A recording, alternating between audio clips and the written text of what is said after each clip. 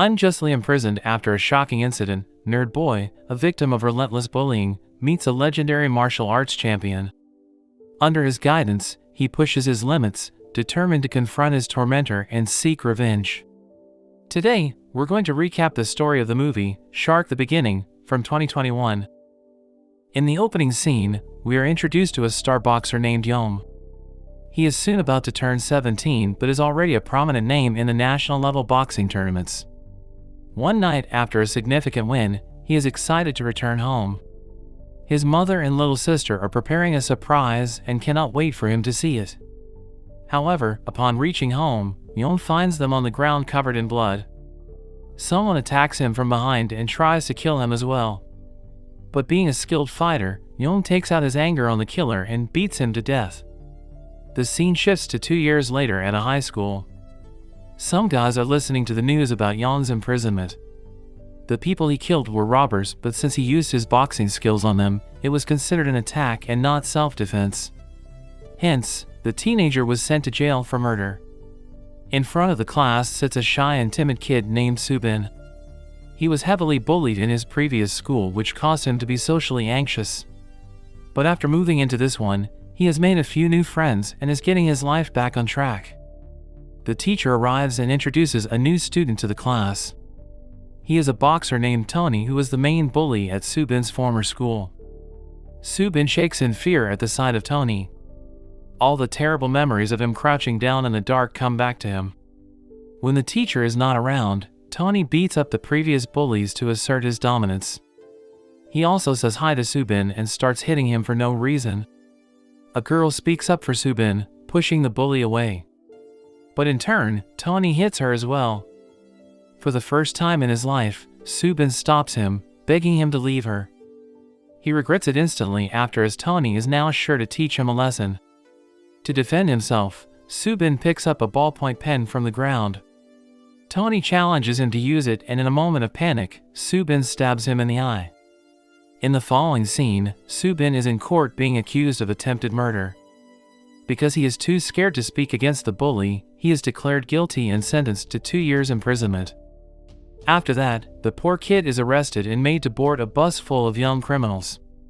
Coincidentally, he sits beside Yom and gets on his good side. At the end of the day, all newcomers are assigned to their respective cells. Subin makes friends with a burglar named Min. Both of them are assigned to the same cell, where Guy explains the hierarchy of the inmates. There are 3 main leaders: Jun, Akio, and Han. Jun is the good guy who stops Akio and Han from beating people up for no reason. But recently, Akio and Han teamed up against him and tricked him into being locked in solitary confinement. Since then, they have been ruling the prison, ordering inmates around, and beating up anyone they want. Still, the main dog of the prison is Yom, who everyone respects. He minds his own business and doesn't fight with anyone unless he is provoked. He is the best boxer among the prisoners, which is why even Akio and Han are scared of him. On their first day in prison, Min and Subin are watching a football match between Akio, Han, and their teams. When 2 players get hurt, Han asks the duo to join the game. They do not want to get into any trouble, so they simply join him in the field. Subin hardly moves, which causes Han's team to slack. Scared of being punished, he closes his eyes to kick the ball but accidentally hits Akio in the nuts. The bully falls to the ground in pain and is enraged. After recovering, Akio and his minions drag Subin to a secluded area. This reminds him of the time the same thing happened to him at school. He trembles in fear, cries, and begs, but no one listens. Suddenly, they come across Yom and act like nothing's wrong. This makes Subin realize that even the bullies are scared of him. When their grip loosens, he runs to Yom and begs him for help. Yom likes to mind his business most of the time, but seeing Subin beg, he decides to help him. Akio tries retaliating and is punched to the ground in a single blow. Subin, who has never seen someone so fearless, is shocked. The inmates are also schooled in the prison. While in class, Akio doesn't stop staring at Subin, determined to teach him a lesson since he cannot go against Yom. Just then, a guard asks Subin to come outside to meet a visitor. The visitor is none other than Tony. He has completely lost vision in the eye he was stabbed, which also ended his boxing career. Moreover, he was suspended from school and is now on the streets with no money. He blames all of this on Subin and cannot wait for him to get out of prison. Subin, on the other hand, apologizes repeatedly, begging him for forgiveness. He is scared to death of facing the bully again, but Tony is adamant about killing him one day. The following day in class, Subin notices Young training outside through the window. This makes him realize he has 2 years to train if he doesn't want to be killed by Tony. During recess, he goes to Young and requests him to teach him self-defense. Initially, Young refuses, afraid that Subin will use the knowledge to be a bully like the others. But Subin explains that he is tired of always being the victim. He is at his breaking point and can no longer run from his fears. The comment makes Young learn that Subin is only a helpless kid. He knows how it is like to be on the receiving end, which means he won't misuse his strength if trained. Still, to test his endurance, Subin asks him to run 100 laps in 40 minutes. The training will start only if he is able to do so. Determined to prove his worth, Subin starts running and doesn't lose his pace even though he is not used to it. While he is at it, he remembers how he was insulted, berated, and beaten by Tony and his group. He was so scared that he used to pee his pants as they continuously kicked him. The thought of being in that position again gives him the strength to keep going. For the last few laps, he is visibly struggling. Young asks him to stop, but Subin completes all 100 laps and screams his frustration out. He passes out right after and has to be helped by Young.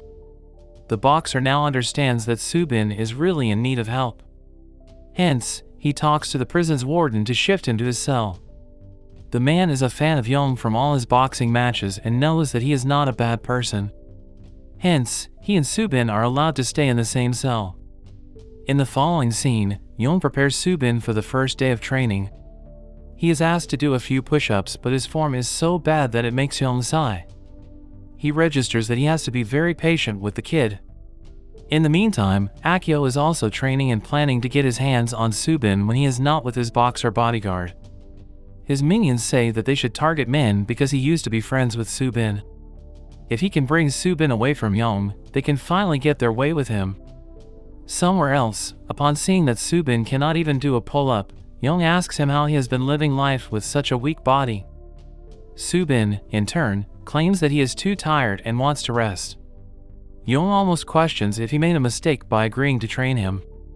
He makes it clear that if Subin wants to take the easy way out, he will be sent back to his cell. This reminds Subin why he is training in the first place, and he continues trying to do the pull-ups. Every day, the number of reps multiply, and Subin struggles to keep up. He thinks he is training too hard, but not until he starts seeing actual changes in his body. During this time, he and Young develop a true friendship. Outside the prison, Tony frequently gets in fights with the neighborhood thugs. One night, he takes on an entire group of men by himself, catching the attention of a gangster. Impressed by the kid's skills, he offers Tony a position in his gang and a lot of money. At first, Tony refuses, not wanting to be a pawn to anyone. He even insults the gangster and is slapped as the result. The man gives him the last chance to join his gang where he will be trained and employed at the same time. Tony takes the offer and starts working for him. The following day in prison, Min and Subin are together during lunch. As they chat, we find out that Young is turning 18 soon and will be sent to adult prison. After his departure, no one will be there to save Subin from Akio, so he should be extra careful around him. Subin had no idea about this and is disappointed that Young never told him. Later, he asks Young if he is actually leaving the jail. Young affirms and asks him to focus on training instead. Subin was bound to be on his own one day or the other, and it is best for him to start as soon as possible. At the same time, Min is being bullied by 2 of Akio's minions. They proceed to hit him but are stopped by Subin midway. The men ask him to look down when he is talking to them. When Subin refuses, they attack him, but he can easily defend himself this time. A while later, Akio finds out what happened and glows red in anger. He asks his minions to get Subin to him one way or the other. The minions are scared of both parties, so they beg Subin to help them. He agrees and comes to meet Akio in his secret hideout. Before the thug can say something, Subin bows down and asks for forgiveness for hitting his people. He also explains that they hit men first, which is the only reason he was defending himself. The apology does nothing but infuriates Akio even more. After that, a fight starts between the two, and Subin's progress is evident in his punches. They match in skill and strength, but in the end, Akio knocks him out. Subin is lying on the ground, completely beaten and tired. Everyone thinks the fight is over, but that is until he stands up and gets ready for round 2. He instantly gets an upper hand and throws continuous punches at the opponent.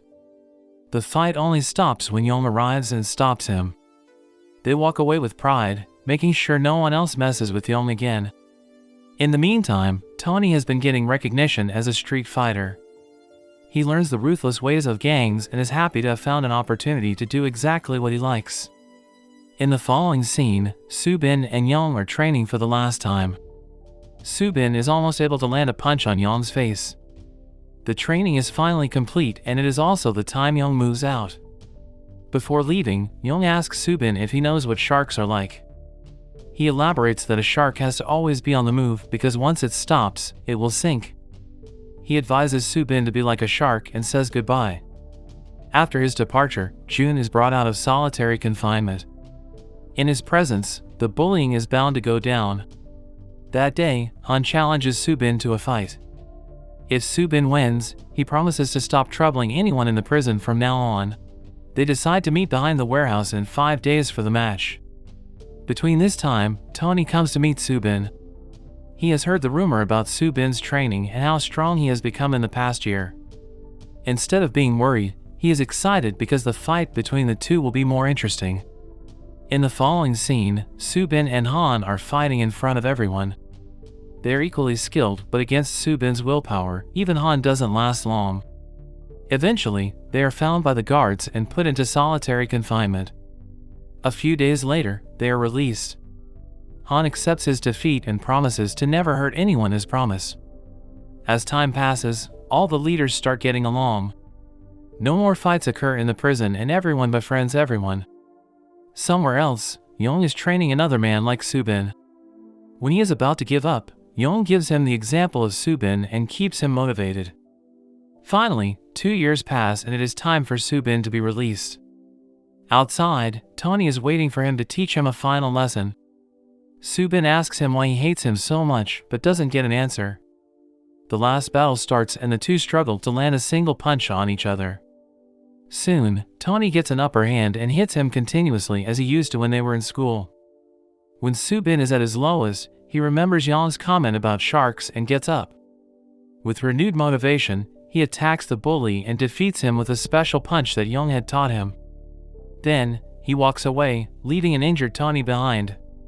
In the last scene, Subin goes to meet Young in prison. Apparently, he saw a resting shark and is starting to question his theory about them. Young argues the shark must have been dead and the two laugh together. So what did you think of this movie? Leave it in the comments below, and if you liked the video, like and subscribe for more movie recaps. See you again in the next video.